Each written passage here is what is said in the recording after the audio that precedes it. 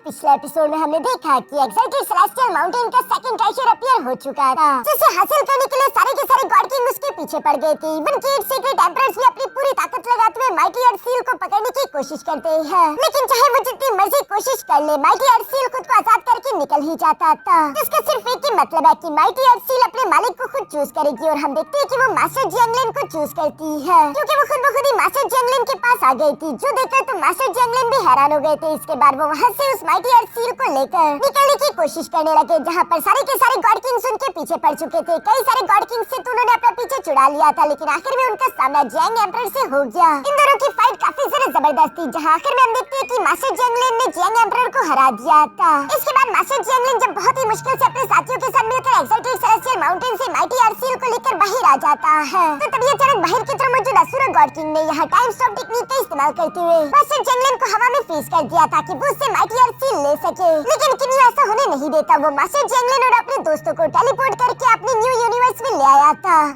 अब आगे तो नेक्स्ट एपिसोड की शुरुआत यहाँ पर बिल्कुल उसी सीन से शुरू होती है, जहाँ धीरे धीरे करके एक्साइटेड सेलेस्टियल माउंटेन से सारे के सारे गॉड किंग्स निकलकर बाहर आने लगे, जिनमें एक सीक्रेट एम्परर्स भी मौजूद थे, और वो अपने सामने असुर गॉड किंग को देखकर कहते हैं कि आखिर तुम यहाँ पर क्या कर रहे हो, कहीं तुम अपने वादे को तोड़ने की कोशिश तो नहीं कर रहे। जिस पर असुर गॉड किंग जवाब देते हुए कहता है कि मैंने वादा किया था कि मैं एक्साइटेड सेलेस्टियल माउंटेन के अंदर कदम नहीं रखूंगा, लेकिन मैंने ऐसा कोई वादा नहीं किया था कि मैं सेकंड ट्रेजर के लिए कम्पीट भी नहीं करूंगा। ये बात इन सबको ही चुभती है, लेकिन ये लोग असुर गॉड किंग का आखिर क्या ही बिगाड़ सकते थे, इसलिए सब लोग शांत हो गए। तभी जावा एम्परर यहाँ पर सबको बताता है कि सेकंड ट्रेजर मास्टर जियांगलिन और किन्यू को मिला है, वो उनके पास मौजूद है। जो सुनकर तो सब लोग आपस में बातें करने लगे कि आखिर ये क्या हुआ। किन्यू पहले ही इतना सारा ताकतवर है, और अब उन्हें एक्साइटेड सेलेस्टियल ट्रेजर भी मिल गया। कहीं ऐसा तो नहीं कि आने वाले फ्यूचर में मिस्टी सिटी इस पूरे के पूरे डिवाइन रेल्म को रूल करेगी। यहाँ पर सब लोग इसी तरह की बातें कर रहे थे, तभी अचानक जियांग एम्परर यहाँ ऊपर की तरफ आते हुए सब लोगों से कहने लगता है कि दोस्तों, हम ऐसा होने नहीं दे सकते, इसलिए मेरा मशवरा है कि हम सब लोग मिलकर अपनी कंबाइंड स्ट्रेंथ का इस्तेमाल करते हुए मिस्टी सिटी को चारों तरफ से घेर ले और किन्यू को मजबूर करे कि वो सेकंड ट्रेजर को हमारे हवाले कर दे।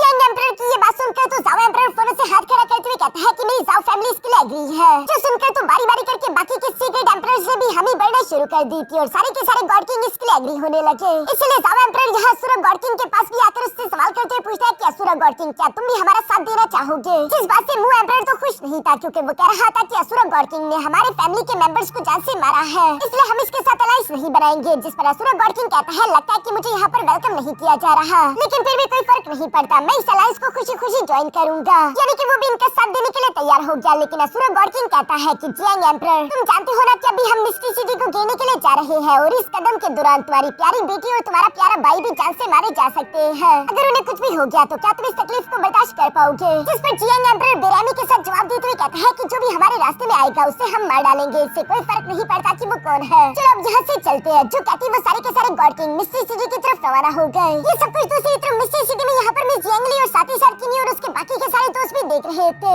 जहाँ किन्यू इस बात को अच्छे से जानते रहे कि सीक्रेट एम्परर इतनी आसानी के साथ माइटी अर्थ सील को नहीं जाने देने वाले, इसलिए वो मास्टर जियांगलिन से कहने लगा कि मैंने अपने न्यू यूनिवर्स के अंदर एक स्पेस को तैयार करके रखा है, जहाँ मैंने टाइम एक्सेलरेशन का इस्तेमाल किया। इसलिए बाहर का 1 सेकंड वहाँ के 1 लाख सेकंड के बराबर है, यानी कि बाहर के 5 मिनट वहाँ के पूरे 1 साल के बराबर होंगे। आपको वक्त चाहिए, और मैं चाहता हूँ कि आप उस स्पेस में जाकर माइटी अर्थ सील के अंदर मौजूद टाइम लॉक को मास्टर करने की कोशिश करें। जिस पर मास्टर जियांगलिन कहता है कि मुसीबत हमारे घर की तरफ आ रही है, आखिर मैं तुम्हें इस मुसीबत में अकेले छोड़कर ऐसे कैसे जा सकता हूँ, मैं भी यही रुककर तुम्हारे साथ फाइट करूंगा। जिस पर किन्यू जवाब देते हुए कहता है कि फिक्र ना करें, वैसे मेरी अकेले की स्ट्रेंथ इतनी ज्यादा हो चुकी है कि अगर 8 सीक्रेट एम्परर कंबाइन होकर भी मेरे सामने आ जाए तब भी मैं अपनी जगह से हिलूंगा नहीं। मास्टर जियांगलिन को भी फिक्र हो रही थी, इसलिए मिज़ू क्यूलिन सामने की तरफ आते हुए कहती है कि हमारे बीच यही एग्रीमेंट हुआ था कि जिसे माइटी अर्थ सील मिलेगा ये उसका ही होगा, और चूंकि ये तुम्हें मिला है इसलिए तुम इसे मास्टर करो। यहाँ की फिक्र करने की कोई जरूरत नहीं, किन्यू के साथ हम दोनों भी तो मौजूद है। जिस पर मास्टर जियांगलिन आखिरकार एग्री हो गया। वो किन्यू से कहता है कि अच्छा ठीक है, अपना ध्यान रखना, और ये कहती वो टेलीपोर्ट करके फौरन से उसी स्पेस में चले गए। पीछे की तरफ किंग शुआन भी यहाँ पर अपने फादर से कहता है कि फादर मैं भी आपकी मदद करना चाहता हूँ। जिस पर किन्यू से समझाते हुए कहता है कि बेटा अभी तुम छोटे हो, जब तुम बड़े हो जाओ तब तुम मेरी मदद करना, अभी के लिए तुम ये काम हम पर छोड़ दो। ये कहती है किन्यू मिस जियांगली, मिस जू क्यूलिन और साथ ही साथ मास्टर येपिंग फौरन बाहर की तरफ रवाना हो गए।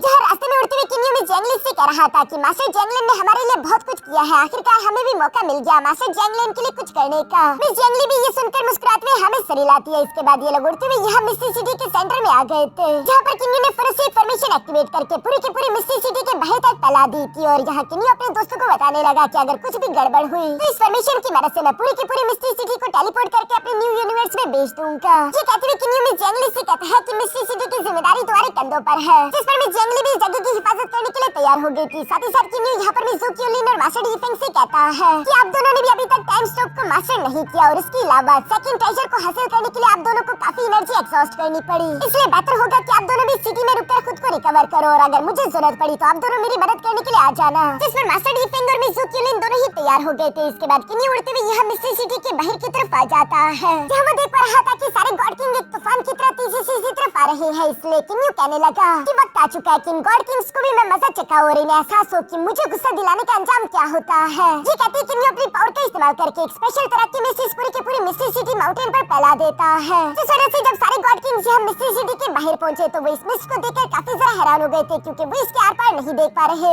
इवन कि जब वो अपने डिवाइन सेंस से आगे की तरफ देखने की कोशिश करते हैं तो उनका डिवाइन सेंस भी इस मिस्ट को पार नहीं कर पा रहा था, जो बात काफी ज्यादा हैरान करने वाली थी। ये लोग यही सोच रहे थे कि आखिर किन्यू क्या प्लानिंग कर रहा है, पर साउरन तो कुछ ज्यादा ही जज्बाती हो रहा था। वो गुस्से के साथ आगे की तरफ आते हुए कहता है कि किन्यू चाहे जो मर्जी प्लानिंग कर रहा हो, उसका कोई भी प्लान कामयाब नहीं होगा। इस वक्त यहाँ पर टोटल 30 गॉड किंग्स मौजूद है, जो कि पूरे मिस्टी सिटी को तबाह करने की ताकत रखते हैं। इसलिए वो ऊंची आवाज में कहता है कि किन्यू, बेहतर होगा कि तुम जल्दी से जैंगलिन से कहो कि वो माइटी अर्थ सील हमारे हवाले कर दे, वरना हमने मिस्टी सिटी को तो वैसे ही घेर रखा है और हम इसे पूरी तरीके से खाक में मिला देंगे। ये सब साउरन बहुत ही जरा एरोगेंटली कह रहा था। दूसरी तरफ किन्यू भी टेलीपोर्ट करके मिस्ट से बाहर की तरफ आते हुए कहता है कि तुम कुछ ज्यादा ही एरोगेंट नहीं हो रहे, आखिर तुम इस तरह की बात कैसे कर सकते हो? अगर ऐसी बात करनी है तो तुम्हारे पीछे असुरा गॉड किंग भी तो मौजूद है, तुम लोगों ने उससे क्यों नहीं कहा कि वो माइटी स्काई सील तुम लोगों को दे दे? कहीं ऐसा तो नहीं कि तुम लोगों को लगता है कि मास्टर जैंगलिन को बुली करना आसान है, किन्यू को बुली करना आसान है? जिस पर साउरन के पास कोई जवाब नहीं रहता और वो गुस्सा होते हुए यहाँ पर अपनी स्पिरिचुअल सोल टेक्निक को रेडी करते हुए कहता है कि बस बहुत हुआ, पहले ही तुम मेरे फादर और सेकंड अंकल को जान से मार चुके हो और आज उनका बदला लेते हुए मैं तुम्हें जान से मार डालूंगा। ये कहते वो किन्यू पर हमला कर देता है, लेकिन किन्यू तो तीसू के साथ टेलीपोर्ट करते हुए थंडर सोर्ड अटैक को डॉज करते हुए फिर से यहाँ साउरन के पीछे आ गया, जहाँ साथ ही साथ किन्यू ने अपने सेलेस्टियल स्फीयर को बाहर की तरफ निकाल लिया था और वो फिर से साउरन पर पीठ पीछे हमला कर देता है, जहाँ पर हम देखते हैं कि किन्यू ने अपने सेलेस्टियल स्फीयर का इस्तेमाल करते हुए साउरन के गॉड किंग रिंग को शटर कर दिया था और इससे पहले कि उसका सेलेस्टियल स्फीयर यहाँ साउरन की भी जान ले पाता, तभी अचानक हम देखते हैं कि जाओ एम्परर ये देखकर फिर से अपनी थंडर चेन को बाहर की तरफ निकालते हुए सामने की तरफ थ्रो करके किन्यू के सेलेस्टियल स्फीयर को पकड़ते हुए कहता है कि किन्यू रुक जाओ। साथ ही साथ वो साउरन से कहने लगा कि साउरन वहाँ से भागो।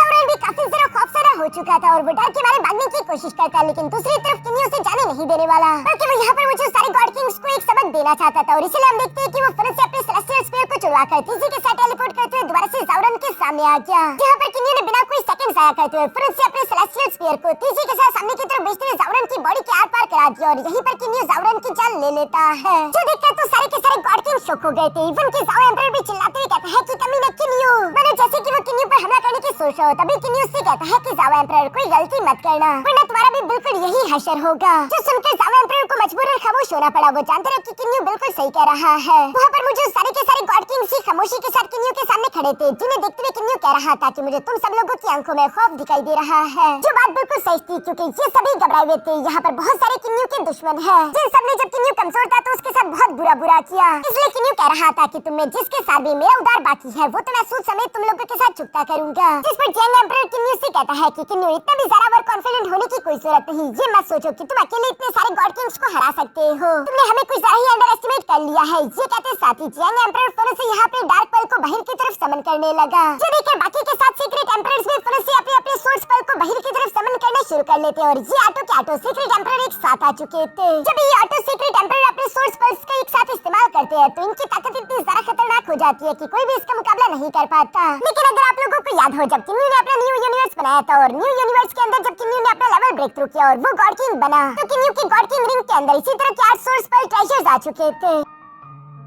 इसी वजह से वो अकेले इन सबसे ज्यादा ताकतवर है। यहाँ पर हम देखते हैं कि वो ऑटो सीक्रेट एम्परर्स ईट की वन एनर्जी फॉर्मेशन क्रिएट करने लगे थे, जहाँ पर साथ ही साथ वो किन्यू से कहते हैं कि किन्यू ये तुम्हारे लिए आखिरी वार्निंग है, अभी भी तुम्हारे पास मौका है मास्टर जैंगलिन से कहकर वो माइटी अर्थ सील बाहर ले और हमें दे दो। ये सब सुनते हुए सामने की तरफ मौजूद किन्यू जो कि फाइट के लिए पूरी तरीके से तैयार खड़ा था और वो कहता है कि तुम लोगों को क्या लगा कि तुम लोगों की इस धमकी से मैं डर जाऊंगा, ये तो कभी ख्वाबों में भी नहीं होने वाला, मैं तुमसे लड़ने के लिए तैयार हूँ। किन्यू की इसी जोश और जज्बे के साथ सीन शिफ्ट होकर दूसरी तरफ किन्यू के न्यू यूनिवर्स में मौजूद उसी स्पेस पर आ जाता है जहाँ किन्यू ने टाइम एक्सेलरेशन का इस्तेमाल किया था और वहाँ पर मास्टर जैंगलिन मौजूद है, जो कि हम देखते हैं कि माइटी अर्थ सील के अंदर मौजूद टाइम लॉक को मास्टर करने की कोशिश कर रहे थे। बाहर की तरफ बेशक कुछ मिनट से गुजरे होंगे, लेकिन अंदर की तरफ यहाँ कई महीने गुजर चुके हैं। जहाँ मास्टर जैंगलिन जब उस माइटी अर्थ सील के अंदर मौजूद टाइम लॉक को सीखने की कोशिश कर रहा था तो उसे एक आवाज सुनाई देती है जो कि कह रही थी कि स्टिलनेस विद साइलेंस, यानी कि खामोशी के साथ हर एक चीज का रुक जाना, जिसे हम टाइम स्टॉप कहते हैं। इसे बस तुम्हें अच्छे से सेंस करना होगा और तुम खुद इसे समझ जाओगे। टाइम हमेशा सबसे ज्यादा ताकतवर हथियार रहा है, इसी वजह से हेवन एंड अर्थ हमेशा के लिए इटर्नल है।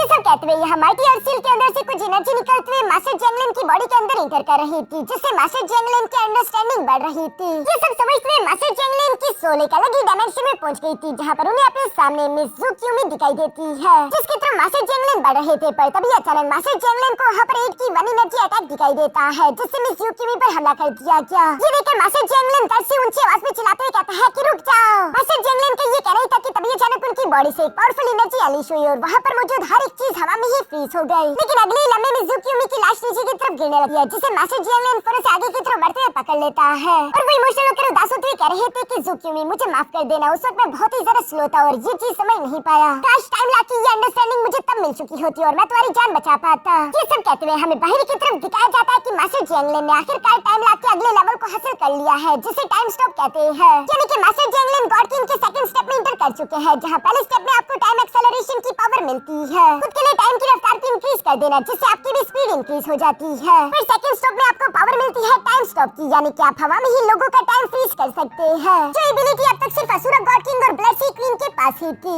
लेकिन मास्टर जैंगलिन ने भी अब इसे मास्टर कर लिया है। इसके बाद सीन शिफ्ट होकर वापस से बाहर की तरफ यहाँ किन्यू पर आ गया था, जहाँ पर उसके सामने एक सीक्रेट एम्परर अपने सोल स्पेल की पावर को कंबाइन करके किन्यू पर हमला करने के लिए खुद को तैयार कर रहे थे। तभी अचानक पीछे से मास्टर जैंगलिन भी मौके पर पहुंच गया था, जिन्हें देखकर तो किन्यू काफी ज्यादा खुश हो जाता है। दूसरी तरफ मास्टर जैंगलिन किन्यू के पास आते हुए कहता है कि किन्यू अब तुम बाकी का काम मुझ पर छोड़ सकते हो। यहाँ डुआनु एम्परर तो मास्टर जैंगलिन को देखकर कहता है कि जैंगलिन जल्दी से वो माइटी अर्थ सील हमारे हवाले कर दो, जिस पर मास्टर जैंगलिन सामने की तरफ देखते हुए कहता है कि ये मंजर काफी ज्यादा पहचाना है। सारे होली सीक्रेट एम्परर्स एक साथ मिलकर एक बार फिर से एक बगावत करने वाले के खिलाफ खड़े हो चुके हैं, ताकि ये अपनी अथॉरिटी को यहाँ पर मेंटेन रख सके। लेकिन इस बार मैं कह रहा हूँ कि मैं तुम लोगों को कामयाब होने नहीं दूंगा। जो सुनकर असुर गॉड किंग फौरन अपनी ब्लड सोर्ड को बाहर की तरफ निकालते हुए कहता है कि जैंगलिन अगर तुमने वो माइटी अर्थ सील नहीं दिया फिर मरने के लिए तैयार हो जाओ। जिस पर किन्यू भी गुस्सा होते हुए अपने सेलेस्टियल स्फीयर को असुर गॉड किंग की तरफ तानते हुए कहता है कि मेरे होते हुए मैं भी देखता हूँ कि कौन मेरे अंकल जैंगलिन को तकलीफ पहुंचाता है। कोई ऐसा पैदा ही नहीं हुआ जो कि मेरे सामने ही मास्टर जैंगलिन की जान ले सके। किन्यू ये सब बहुत ही कॉन्फिडेंटली कह रहा था, जो सुनकर मास्टर जैंगलिन धीरे से सामने की तरफ आते हुए किन्यू से कहता है कि किन्यू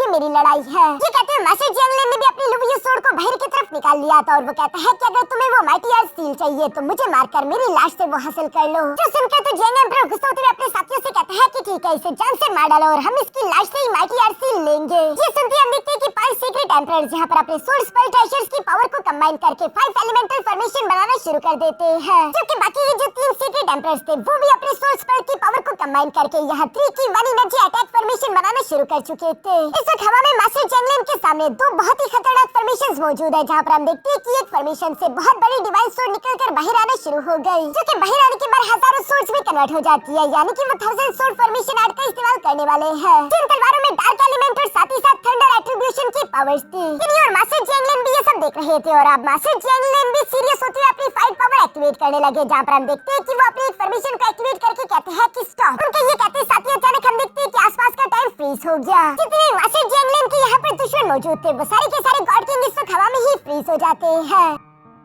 सिवाय असुर गॉड किंग और ब्लड सी क्वीन के, जहाँ पर ब्लड सी क्वीन कह रही थी कि इसने टाइम स्टॉप कैसे मास्टर कर लिया। दूसरी तरफ किन्यू ये देखकर शॉक होते हुए कहता है तो आखिरकार मास्टर जैंगलिन टाइम स्टॉप को मास्टर कर चुके हैं, ये तो कमाल हो गया। दूसरी तरफ हम देखते हैं कि मास्टर जैंगलिन जिसने अपने टाइम स्टॉप का इस्तेमाल करते हुए हवा में कई सारे गॉड किंग्स को फ्रीज कर दिया था, इसके बाद वो अपनी लुवियो सोर्ड को लेकर आगे की तरफ बढ़ते हुए बारी बारी करके उन सबको जान से मारने लगा और वो एक ही झटके में कई सारे गॉड किंग्स को खत्म कर देता है। जिसके बाद सब कुछ दोबारा से नॉर्मल हो गया और हम देखते हैं कि यहाँ पर मास्टर जियांगलिन ने असुर गॉड किंग के एक बहुत ही खास बंदे यानी कि ज़ाओइन को जान से मार डाला था, जो कि असुर गॉड किंग के बहुत ही ज्यादा करीब है, इसलिए वो गुस्से से पागल होने लगा। वो चिल्लाते हुए अपने असुर गॉड फॉर्म में आकर कहता है कि जियांगलिन तुमने ये अच्छा नहीं किया, तुम इसके लिए मरोगे। और इसी गुस्से के साथ वो जियांगलिन की तरफ बढ़ रहा था। ये देखकर असुर गॉड किंग से कहता है कि असुर गॉड किंग शांत हो जाओ। और ये कहती है कि न्यू अपनी पावर्स का इस्तेमाल करके असुर गॉड किंग को टेलीपोर्ट करते हुए अपने न्यू यूनिवर्स के एक स्पेस में ले आया था। जिस स्पेस में किन्यू ने असुर गॉड किंग को टैप करके रखा हुआ है। असुर गॉड किंग गुस्से के साथ चिल्लाते हुए अपनी एनर्जी अनलीश करते हुए कह रहा था कि किन्यू तुम मुझे रुकने के लिए नहीं कहो, मैं इस जगह को तबाह कर दूंगा। जियांगलिन ने ज़ाओइन की चाल ली है और उसे मारना होगा। ये सब कहते हुए यहाँ असुर गॉड किंग गुस्से के साथ आग बबूला होते हुए अपनी ब्लड स्वॉर्ड के स्पेशल अटैक्स का इस्तेमाल करते हुए उस स्पेस को शटर करने की कोशिश करने लगा। लेकिन किन्यू से जवाब देते हुए कहता है कि यहाँ की स्पेस लैब बिल्कुल अलग है। जिन स्पेटियल लॉस को तुम मास्टर कर चुके हो वो यहाँ पर कोई काम के नहीं, तुम इस बैरियर को तोड़ नहीं सकते। असुर गॉड किंग तो बार-बार स्लैश अटैक लगाते उस बैरियर को तोड़ने की कोशिश कर रहा था, लेकिन नाकामयाब होने के बाद वो जोर-जोर से हंसते हुए कहता है कि किन्यू तुम्हारी ताकत बेशक बहुत ज्यादा है, तुम्हारी एबिलिटीज भी बहुत ही अजीब है, लेकिन क्या तुम वाकई में मेरा दुश्मन बनने की ख्वाहिश रखते हो? जिस पर किन्यू जवाब देते हुए कहता है कि मैं समझता हूँ कि गॉड किंग ज़ाओइन की मौत ने तुम्हें गुस्सा कर दिया और तुम बदला लेना चाहते हो, लेकिन तुम्हें भी इस बात को समझना होगा कि मास्टर जियांगलिन ने खुद को डिफेंड करने के लिए ज़ाओइन की जान ली है। ज़ाओइन बाकी सब लोगों के साथ मास्टर जियांगलिन को मारने के लिए यहाँ पर आया था, ना कि मास्टर जियांगलिन उसके पीछे गया। इसलिए मास्टर जियांगलिन ने कुछ भी गलत नहीं किया। यहाँ पर हम देखते हैं कि किन्यू ने असुर गॉड किंग के साथ-साथ ब्लड सी क्वीन को भी यहाँ पर ट्रैप कर लिया था, क्योंकि सिर्फ यही वो दोनों कल्टिवेटर है जिन्हें टाइम स्टॉप टेक्निक आती है और मास्टर जियांगलिन इनका मुकाबला नहीं कर सका। ये दोनों सबसे बड़ा खतरा थे। असुर गॉड किंग तो ब्लड सी क्वीन की तरफ देखते हुए कहता है कि ब्लड सी क्वीन अगर हम दोनों यहाँ मिलकर काम करें तो हमारे लिए स्पेस के बैरियर को शटर करना इतना भी इम्पॉसिबल नहीं होगा। जिस पर ब्लड सी क्वीन भी एग्री हो गई थी। असुर गॉड किंग और ब्लड सी क्वीन दोनों अपनी पावर्स का इस्तेमाल करके उस बैरियर पर अटैक्स करना शुरू कर देते हैं। जबकि दूसरी तरफ हम देखते हैं कि यहाँ पर मास्टर जियांगलिन अकेले 8 सीक्रेट एम्परर्स के साथ फाइट कर रहा था और साथ ही साथ वहाँ पर और भी कई सारे गॉड किंग लेवल के कल्टिवेटर्स मौजूद हैं। 8 सीक्रेट एम्परर्स की बनाई हुई वो दो पावरफुल फॉर्मेशंस वो इनका इस्तेमाल करते हुए मास्टर जियांगलिन पर हमला करने लगे, जिन्हें डॉज करने के लिए मास्टर जियांगलिन वहाँ से दूसरी तरफ जाने लगा। वांगफू एम्परर की बहन मिस लू जियांग ये देखकर कहती है कि मास्टर जियांगलिन की ताकत किन्यू से कम है। एक बार मास्टर जियांगलिन इंजर्ड हो जाए उसके बाद उसे हराना आसान होगा। ये कहती वो कई सारे गॉड किंग्स के साथ मिलकर एक साथ यहाँ मास्टर जियांगलिन पर हमला करने लगी। पहले भी 2 फॉर्मेशन अटैक्स मास्टर जियांगलिन के पीछे पड़े हुए थे। हम देखते हैं कि इन सारे अटैक्स को मास्टर जियांगलिन अचानक से पीछे की तरफ मुड़ते हुए अपने लुवियो स्वॉर्ड के एक स्लैश अटैक के साथ काट देता है, जो देखकर दूसरी तरफ ज़ाओ एम्परर रुकता नहीं, बल्कि हम देखते हैं कि उसने अपनी फॉर्मेशन का इस्तेमाल करते हुए दोबारा एक थंडर पाइथन क्रिएट कर लिया था, जिसे वो मास्टर जियांगलिन के पीछे लगा चुका। यानी कि ये सब लोग मास्टर जियांगलिन को सांस लेने का समय भी नहीं दे रहे थे। मास्टर जियांगलिन भी लगातार उन अटैक से टकराता रहा, जहाँ बार-बार मास्टर जियांगलिन अपनी लुवियो स्वॉर्ड की पावर का इस्तेमाल करते, लेकिन धीरे-धीरे हम देख पा रहे थे कि मास्टर जियांगलिन भी थक रहे हैं। वो इन अटैक्स को रोकने के साथ-साथ हम देखते हैं कि वहाँ पर मौजूद बारी-बारी करके एक गॉड किंग का भी सामना कर रहे थे, जहाँ पर हम देखते हैं कि उनकी नजर में ल्यू जिंग आ गई थी और वो लू जियांग की तरफ बढ़ते हुए अपनी तलवार से उस पर स्लैश अटैक करने ही वाला था, पर तभी अचानक हम देखते हैं कि वांगफू ली सामने की तरफ आ गया, जो कि अपनी बहन को बचाने के लिए फौरन उसे हाथ से पकड़ते हुए साइड की तरफ खींच लेता है। इसलिए वो मास्टर जियांगलिन के हमले से बच गई, लेकिन तभी अचानक मास्टर जियांगलिन के पीछे एक और गॉड किंग पहुंच चुका था, जो कि पीठ पीछे मास्टर जियांगलिन पर हमला करने की सोच रहा था, लेकिन मास्टर जियांगलिन अपनी टाइम स्टॉप टेक्निक का इस्तेमाल करते उसे हवा में फ्रीज करके जान से मार डालता है। पर मास्टर जियांगलिन अभी यही था कि तभी अचानक एक सीक्रेट एम्परर दोबारा अपनी फॉर्मेशन अटैक का इस्तेमाल करते हुए मास्टर जियांगलिन पर हमला कर देते हैं। जिस फॉर्मेशन अटैक को ब्लॉक करने के लिए मास्टर जियांगलिन ने भी अपने सामने शील्ड बना ली थी, लेकिन हम देखते हैं कि लगातार इतने सारे अटैक्स झेलने की वजह से अब धीरे-धीरे करके मास्टर जियांगलिन भी कमजोर पड़ रहे थे। उन्हें इंटरनल इंजरीज हो रही थी, इसलिए मास्टर जियांगलिन खून की उल्टियां कर रहे हैं, लेकिन हम देखते हैं कि मास्टर जियांगलिन हार मानने का नाम नहीं लेते, क्योंकि वो अभी भी अपनी पूरी ताकत का इस्तेमाल करते हुए लगातार उस फॉर्मेशन अटैक से टकरा रहे थे। दूर से वांगफू ली और मिस लू जियांग भी ये देख रही थी, जहां वांगफू ली तो इस सिचुएशन को समझता था कि कोई भी कल्टिवेटर इतना ज्यादा ताकतवर नहीं कि वो एक सीक्रेट एम्परर्स के अटैक्स को इस तरह से बर्दाश्त कर सके, लेकिन जियांगलिन वाकई में बहुत ज्यादा काबिल है। इसलिए वो अपनी बहन लू जियांग से कहने लगा कि हम लोगों को रिट्रीट करके यहाँ से वापस जाना चाहिए, हमें और ज्यादा इन्वॉल्व होने की कोई जरूरत नहीं, ये खतरनाक है। लेकिन दूसरी तरफ लू जियांग को तो ऐसा नहीं लगता था। वो मास्टर जियांगलिन की तरफ देखते हुए कहती है कि जब मास्टर जियांगलिन उन सोर्स पावर अटैक्स का सामना करता है तब वो कमजोर होता रहता है, उसके जख्म और भी ज्यादा गहरे हो रहे हैं। और वैसे भी यहाँ पर मिस लू जियांग सोचने लगी कि किन्यू इस वक्त असुर गॉड किंग और ब्लड सी क्वीन के साथ मसरूफ है, जहाँ असुर गॉड किंग के साथ किन्यू फाइट कर रहा था और ब्लड सी क्वीन उस बैरियर को तोड़ने के लिए अपनी पावर्स का यूज कर रही थी। इसलिए मिस लू जियांग को लगता है कि किन्यू वहाँ से डिस्ट्रैक्ट नहीं हो सकता। यही बिल्कुल सही मौका है जियांगलिन को जान से मारने का, हमें ऐसा मौका दोबारा कभी नहीं मिलेगा। ये कहती वो फौरन से अपनी विप का इस्तेमाल करते हुए यहाँ मास्टर जेंगलिन पर हमला करने के लिए दोबारा से आगे बढ़ गई। जिस विप अटैक को अपनी तरफ बढ़ते हुए देखकर मास्टर जेंगलिन एक बार फिर से अपनी टाइम फ्रीज टेक्निक का इस्तेमाल करता है। जिस टाइम फ्रीज का इस्तेमाल करते हुए मास्टर जेंगलिन ने वहाँ पर मुझे सारे के सारे God king, secret emperors, even कि मिस लूजियन को भी हवा में फ्रीज कर दिया था। और चूंकि मिस लूजियन को पहले भी एक मौका मिल चुका था, लेकिन फिर भी उसने मास्टर जेंगलिन को जान से मारने की गलती की, इसलिए इस बार मास्टर जेंगलिन उसे माफ नहीं करने वाला। वो लूजियन की तरफ देखते हुए कहता है कि हुआंगफू लूजियन, अब तुमने अपनी हद पार कर दी है। ये कहती मास्टर जेंगलिन अपने हाथ में अपनी पावर्स को इकट्ठा करते हुए यहाँ उस विप को टच करता है, जिससे उनकी एनर्जी मूव करते हुए सीधा यहाँ मिस लूजियन की बॉडी तक पहुंच गई थी। वो विप तो शटर हुआ, साथ ही साथ मिस लूजियन की बॉडी भी शटर कर गई और वो वहीं पर जान से मारी गई, जिसके साथ ही टाइम फ्रीज टेक्निक खत्म हो जाती है। हुआंगफू एम्परर और हुआंगफू ली यहाँ पर चिल्लाते हुए अपनी बहन हुआंगफू लूजियन का नाम लेते हैं। अपनी बहन को मरते हुए देखकर हुआंगफू एम्परर तो काफी ज्यादा इमोशनल हो गया था और वो मास्टर जेंगलिन की तरफ देखते हुए कहता है कि जेंगलिन, कभी तुम भी 8 ग्रेट फैमिली से हुआ करते थे और अब तुम 8 ग्रेट फैमिलीज के गॉड किंग्स को जान से मार रहे हो। तुम्हारे इस गुनाह को माफ नहीं किया जा सकता, तुम्हें मरना होगा।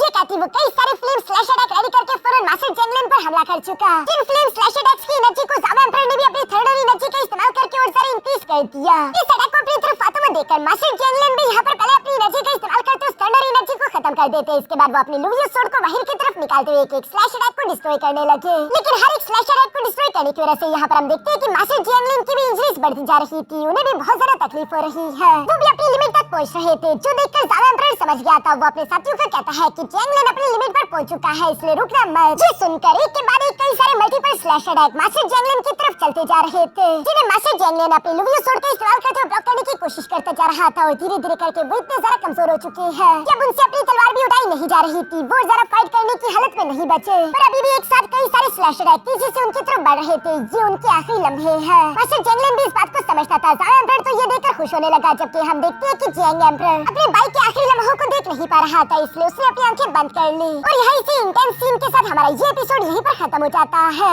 दोस्तों नेक्स्ट एपिसोड के लिए इस वीडियो को लाइक कर देना और साथ ही साथ 3000 पॉइंट्स का टारगेट कंप्लीट कर देना।